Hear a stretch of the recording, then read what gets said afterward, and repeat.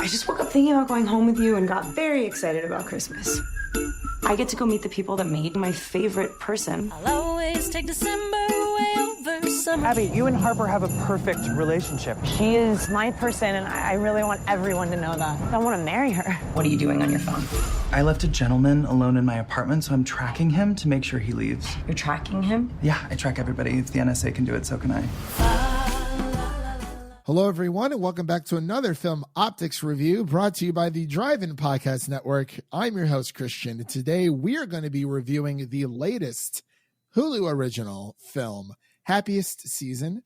And as always, I'm joined by my co-host, Devin. How are you doing today, man? It's going. We're getting towards the happiest season here. Now we can start celebrating Christmas. We're halfway through November. Number one, let's get something straight. Christmas starts on November 1st. We all know. Now we're really in the swing of things. Now we can. It's snowing outside. We can. It's not snowing here. Good sir. All I gotta say is the only time we need to celebrate Thanksgiving is the week of Thanksgiving, and then it's back to Christmas. That's literally how the month of November should be. Christmas season, all the way from November 1st until the week of Thanksgiving, and then it's Thanksgiving for about a week, and then we're back in Christmas mode until probably honestly like the end of January, because people like to exchange gifts and whatnot. But anyway, yes, we are here reviewing our second holiday film of the year, and I gotta say, Devin, third. We just haven't reviewed. Oh, you Star know Wars what? Yet. That is true. Well, yeah, that is true. So this as of right now, this is our second, because this is coming out before the Star Wars, Lego Star Wars review. Anyway, so this is the second of our holiday trilogy, I guess you could say. And yes, we're going to be reviewing Happiest Seasons. And before we begin today, just a little bit of housekeeping news here for everyone. We would like to thank Hulu for allowing us to watch and review this film.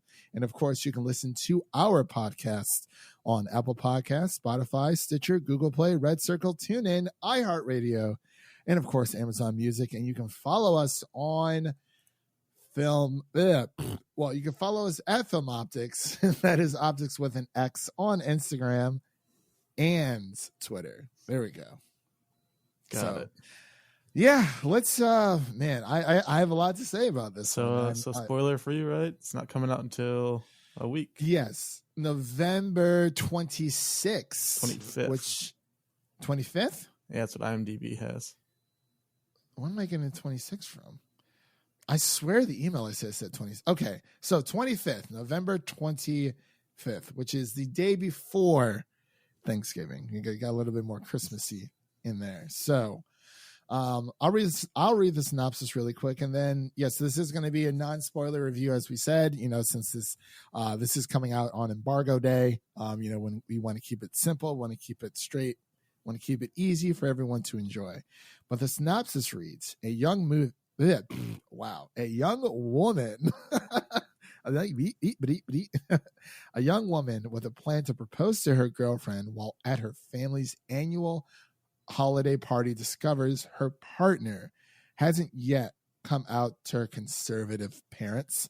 The cast includes Kristen, Stewart, Mackenzie Davis, Alison, Brie, Aubrey Plaza, Daniel Levy, Mary Holland, and many, many more. So, and it's also written and directed by Clea, DuVall and Mary Holland. And the story is written by Clea DuVall as well. And of course, this is coming out on Hulu, like we mentioned before, on November 25th.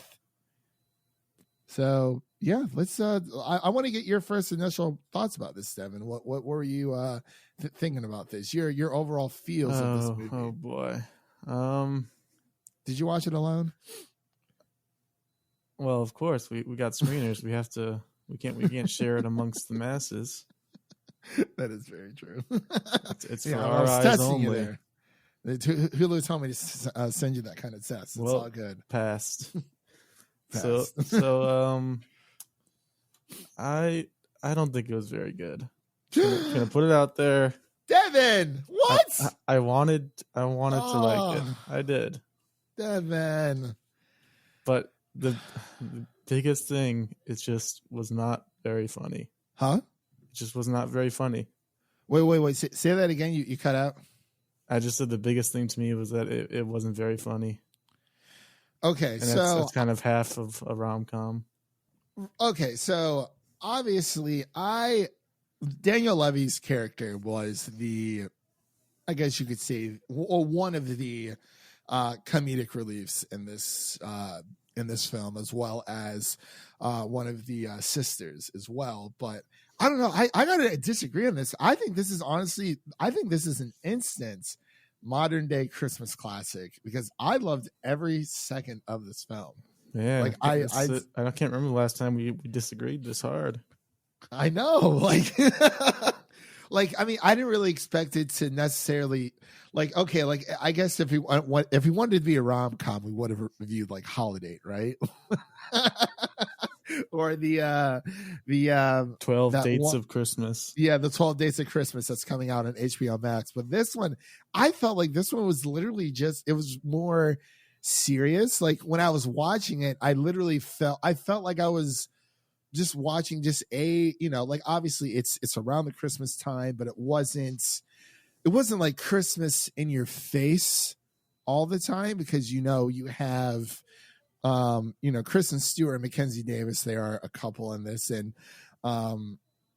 it's more of, hey, Kristen Stewart's character wants to propose to Mackenzie Davis's character, and with Kristen Stewart's character, you find out a little bit more about her character as it goes on. I don't want to say anything too spoilery there, but I think it's a very interesting situation because you have Kristen's character who wants to propose to Mackenzie Davis's character, but Kristen Davis's character isn't like, and you can actually see this from the promotions. Kristen Stewart's character isn't really big on Christmas, but she goes with her girlfriend's family for Christmas that year.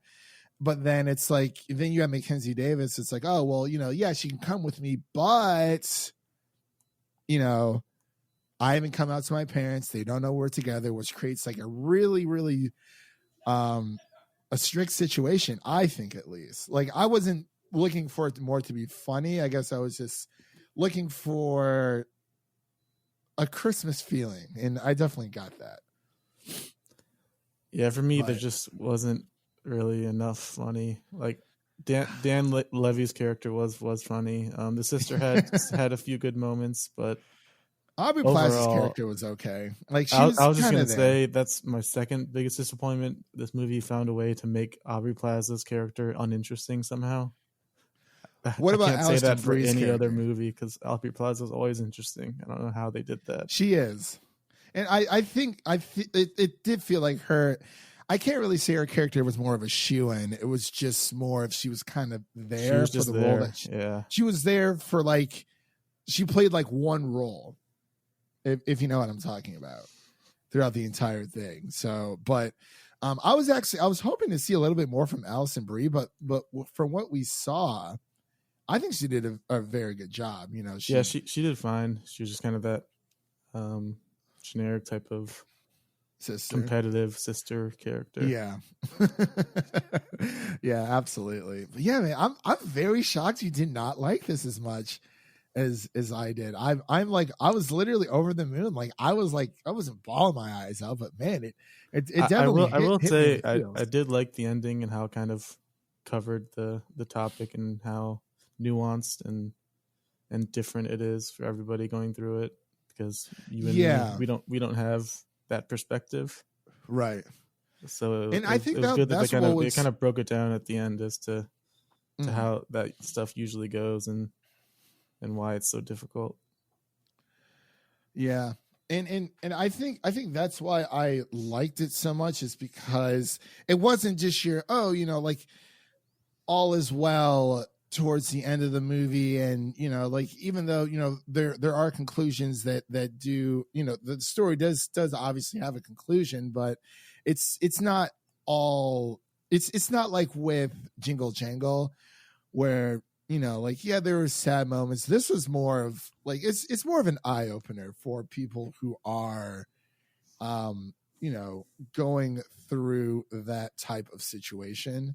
I think this was honestly like the best time to do it was during the holiday season. Everyone's in town, and it's just the setup was so great. Like I think it definitely paid off. I'm very surprised you did not like this, Devin. What is going on here? I mean, we can talk about it after since we're doing non-spoiler, but there were 3 scenes in particular that I thought were just like shockingly bad. I was like, what am I watching? Wow. And I'm trying to think in my head right now what scenes those, because I definitely want to watch like this felt like Christmas. I just loved it, like all together, especially with Daniel Levy's character. Not even the fact that him being one of the funny ones, but he did have some some serious tones that he essentially it explains to the audience and how it is, what it is. It's different for every single person going through that experience in themselves, and also this more of like it had more of a wholesome family message, as well as it's not always just about Christmas, and obviously there's relationships going on, but it definitely had that. And I just think it was the aesthetics were great, and I just think it was overall this like great movie. And I think between, I guess, all the characters, because with Kristen Stewart's characters, he's definitely kind of like a fish out of water, or hiding in plain sight type of deal. And I don't know, man. I would recommend it. Another issue I had was the main character played by Mackenzie Davis, Harper.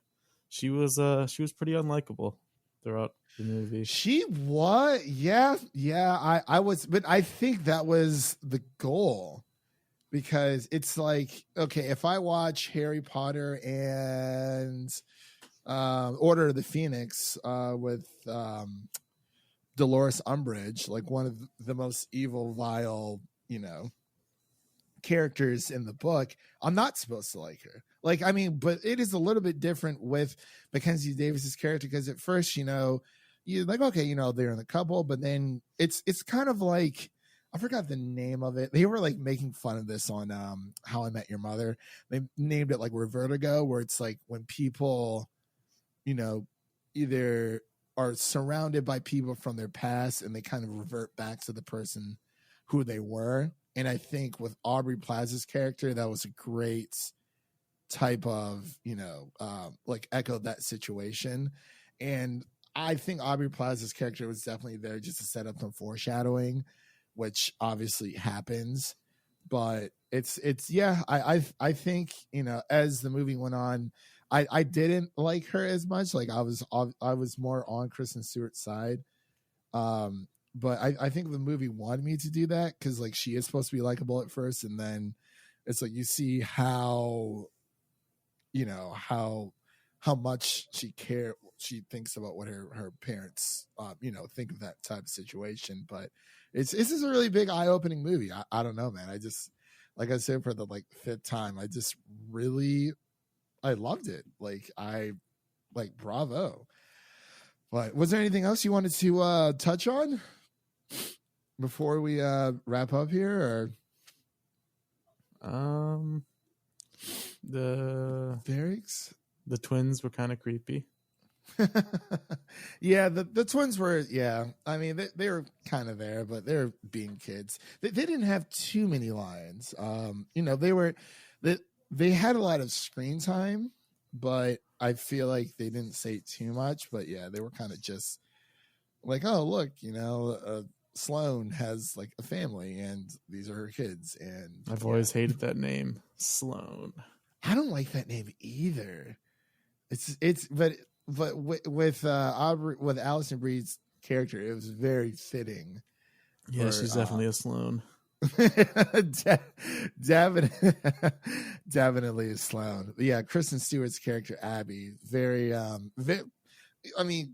very likable. I mean, obviously she is a phenomenal actress, so I think she did a fantastic job all together. And then you had Mary Holland as Jane. Oh, Jane. Shut up, Jane. Seriously, though. But yeah. Did you want to get into scores, or did you have anything else you wanted to touch on before we close out here? Yeah, sounds like we're going to have the biggest difference ever here in score. Oh, man. Okay. Well, okay, but before... Actually, no, I already know the answer to that question. I was going to ask you something, but it's fine. All right, so I'm going to go first with this one. I'm going to give Happiest Seasons, I'm going to give it a solid... I'm going to give it a solid 90. I am. Wow. Yes. I'm going to... Let me guess your score, and then you tell me if I'm like hot or cold, because I'm assuming this is going to be like in the 40s for you. Am I correct? Close. Okay. 55? I was just going to go a straight 50 right down the middle. Okay. I mean, that is definitely... It's more than halfway point, but... I thought it was going to be a lot lower, to be honest, to be completely honest. Yeah, like it was the movie. It felt like Christmas. It felt like a classic Christmas movie. It felt like I can add this type of movie into. It feels like I can add this movie into the routine Christmas movies that I do watch every single year. And it fits right in. It's up there with Home Alone, which is now streaming on Disney Plus, by the way.